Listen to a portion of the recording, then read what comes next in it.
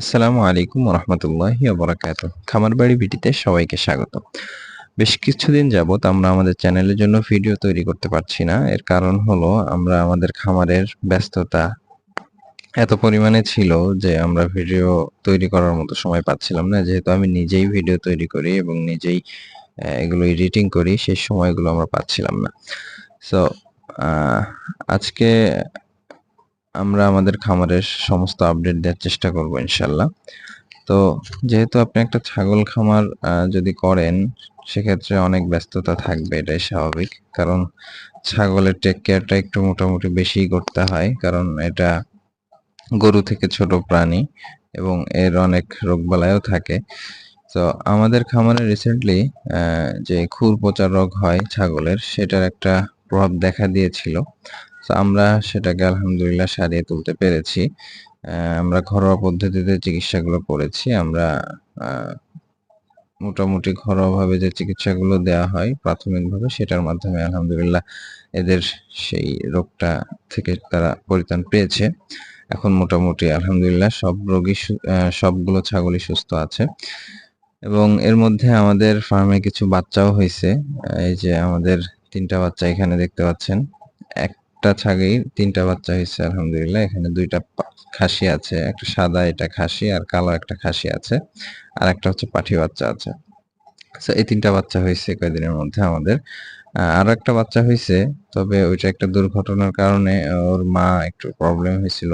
এর কারণে একটা বাচ্চা পেটের ভিতরেই মারা গিয়েছে, আর একটা বাচ্চা জীবিত আছে আলহামদুলিল্লাহ। ওই একটা বাচ্চা এখন আছে, খাসি বাচ্চা। তো এই ৪টা বাচ্চা হয়েছে এই কয়েকদিনের মধ্যে আমাদের খামারে। আর আমাদের খামারের যে অবস্থা, সেটা হচ্ছে যে আমাদের যে রুমটা ছিল ছাগলের রুম, এই রুমের মধ্যে আর মানে ছাগল রাখার জায়গা সেরকম হচ্ছে না। এই কারণে আমাদের জায়গাও বাড়াইতে হবে এবং আস্তে আস্তে আমরা আমাদের জায়গাটাকে আর একটু ভালো করার চেষ্টা করব ইনশাল্লাহ।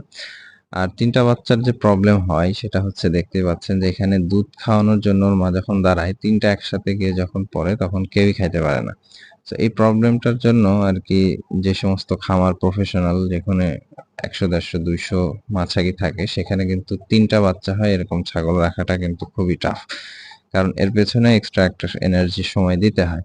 এ কারণে ৩টা বাচ্চাওয়ালা ছাগিকে অনেক সময় অনেকে কালিং করে দেয় বা ফার্ম থেকে ছাঁটাই করে দেয়।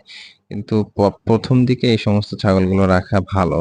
এর কারণ হলো আপনার ফার্মটা দ্রুত গ্রোথ করতে এরা সাহায্য করবে। এর পরের যে জেনারেশন হবে বা তারপরে ৩ নম্বর জেনারেশনে কি এদেরকে আস্তে আস্তে কালিং করে দিলে এরপরে দেখবেন যে আপনার ফার্মটা মোটামুটি একটা ভালো পর্যায়ে চলে গেছে। খুব দ্রুত আগায়। যেমন আমার আরেকটা ছাগি আছে, সেটা হচ্ছে ৪টা করে বাচ্চা দেয় এবং এটা আলহামদুলিল্লাহ ৩টা বাচ্চা দিছে। এটা ১ম বার আমাদের ফার্মে এসে বাচ্চা দিছে।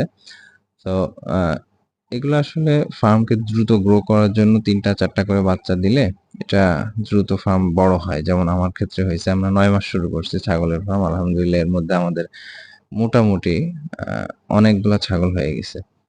তো আস্তে আস্তে আমাদের জায়গাও বাড়াইতে হচ্ছে এবং ছাগলগুলাও আলহামদুলিল্লাহ খুব সুস্থ এবং গ্রোথও খুব ভালো হচ্ছে মাশাআল্লাহ। এবং এই ছাগলটা দেখছেন, এই ছাগিটার একটা বাচ্চা হয়েছে, যেটা বললাম যে দুর্ঘটনার কারণে এর পেটে গুতা মেরেছিল আরেকটা ছাগল। তার কারণে এর পেটের বাচ্চাটার ক্ষতি হয়ে যায়।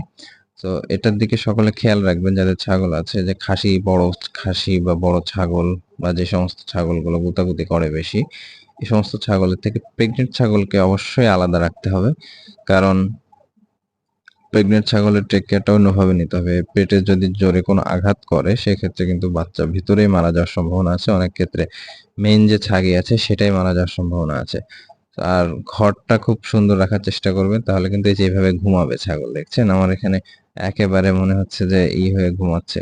তো এটা করে হলো যখন সে আরামে থাকে। সকলে ভালো থাকবেন। আসসালামু আলাইকুম।